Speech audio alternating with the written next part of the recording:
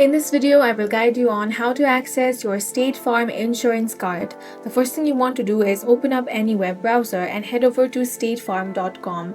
Now you will have to log into your account. For that, click on the login option at the top right corner of your screen. Here you will have to enter your user ID. After that, you want to tap on the continue option. Then you will have to enter your password. Then click on the login option. After you have been logged into your account, you want to head over to My Account section. Here select your insurance policy. Then click on the View/Print Insurance Card option. Here you can easily download or print the card. Another way is on the statefarm.com, you simply want to scroll down and find the Get ID Card option. Tap on that. Here you want to enter your phone number, then enter your date of birth. After that, tap on the Continue option. Now follow the on-screen prompts to access your card.